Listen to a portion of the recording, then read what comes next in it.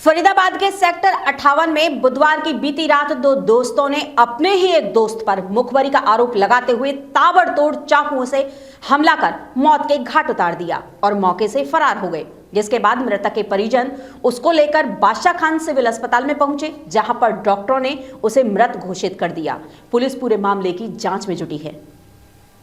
तस्वीरों में दिखाई दे रहा ये मृतक इंद्रजीत है। मृतक इंद्रजीत के बड़े भाई नेत्रपाल डागर ने बताया कि उन्हें फोन द्वारा मनीष नामक युवक ने सूचना दी कि उनके भाई इंद्रजीत पर दो युवकों ने चाकू से हमला किया है और उनका भाई उनकी दुकान के बाहर लहूलुहान हालत में पड़ा है।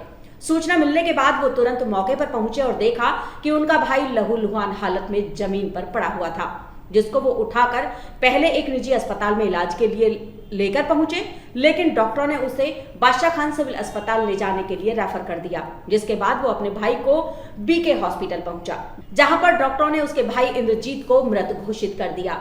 मृतक इंद्रजीत के भाई ने बताया कि उनके भाई पर लगभग 30 बार चाकू से हमला किया गया है, जिसके चलते उनके भाई की मौत हुई है। मृतक इंद्रजीत के भाई नेत्रपाल के मुताबिक उस पर उनके ही गांव के रहने वाले नितेश पुत्र श्याम सिंह, मोहित पुत्र कुलदीप सिंह ने चाकू से हमला किया है, जिसके चलते उसके भाई को गंभीर चोट आई और उसकी मौत हो गई। वहीं इस घटना के चश्मदीद मनीष ने बताया कि मृतक इंद्रजीत नितेश और मोहित के साथ बाइक पर बैठकर उनकी दुकान पर आया था। इंद्रजीत की परचून की दुकान उनसे कुछ दूर पर ही है। दुकान पर आने के बाद इंद्रजीत ने उसे सिगरेट मांगी थी। जब वह सिगरेट दे रहा था तभी नितेश और मोहित ने उस पर चाकू से ताबड़तोड़ हमला कर दिया, जिसके चलते इंद्रजीत जमीन पर गिर गया और नितेश और मोहित उस पर ताबड़तोड़ चाकू से हमला करने लगे। दोनों के हाथ में चाकू थे। इस हमले का उसने बीच बचाव करने का प्रयास भी किया, लेकिन हमलावरों ने उससे कहा कि वो दूर रहे, अन्यथा वो उसको भी जान से मार देंगे। हमला करते समय दोनों कह रहे थे कि आज हम इसे मुखबिर बना देंगे। वो कह रहे थे कि इंद्रजीत ने उनकी मुखबरी की है, जिसके चलते मोहित को सीआईए ने कल उठा लिया था और आज छूटने के बाद उन्होंने उस पर हमला कर दिया। फिलहाल मृतक इंद्रजीत के शव को पोस्टमार्टम के लिए बादशाह खान सिविल अस्पताल की मोर्चरी में रखवाया गया है। घटना के बाद पुलिस मृतक के शव को पोस्टमार्टम के लिए रखवाकर पूरे मामले की जांच में जुटी है।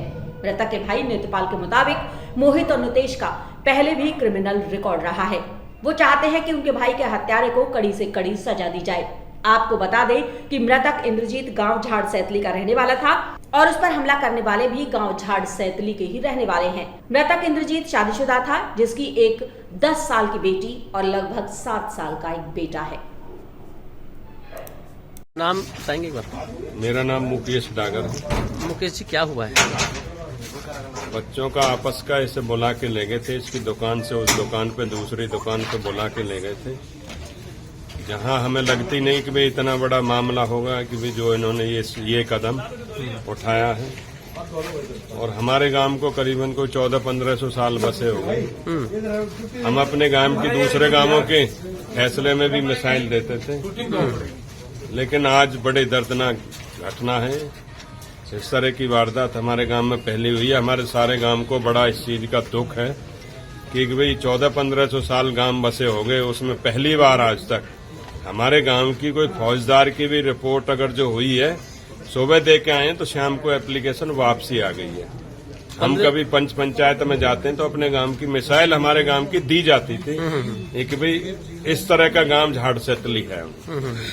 तो हमें और हमारे सभी गांव वालों को बड़ा इस चीज का दुख है कि भाई इस तरह की घटना बड़ी निंदनीय घटना है। क्या नाम है आपका? नेत्रपाल डागर। नेत्रपाल जी, क्या हुआ है? कौन है ये जो?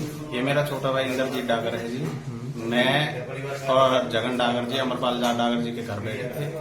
मेरे पास मनीष का फोन आया कि भैया आपके भाई को चक्कू मार दिए हैं नितेश ने, जिसकी मेरे पास रिकॉर्डिंग भी है फोन में।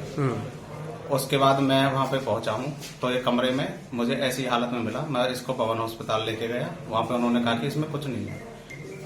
कमरे में थे ये बाहर थे? दुकान में अंदर थे। दुकान के अंदर हमला हुआ है?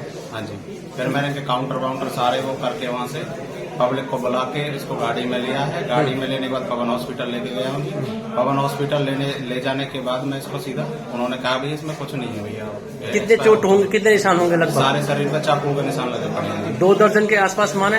ज्यादा ही है सर, ज्यादा ही है। 40 से 50। तो जो मारने वाले कौन है, कहाँ के रहने वाले हैं? मारने वाला नितेश है जी। हाँ। गाँव झाड़ सैतली। नितेश सन ऑफ श्याम सिंह, गाँव झाड़ सैतली। दूसरा लड़का मोहित है, वो भी झाड़ झाड़ सैतली। वजह सामने आई है कोई?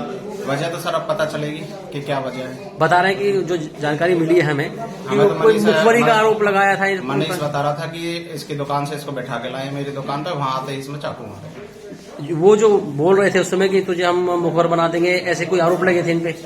कल उठाया था सीआईए ने उनको किसी ये को? तो सर मुझे मेरी नॉलेज में नहीं है कि उठाया था या नहीं उठाया था। अच्छा, तो कैसी बैकग्राउंड क्या है उनका?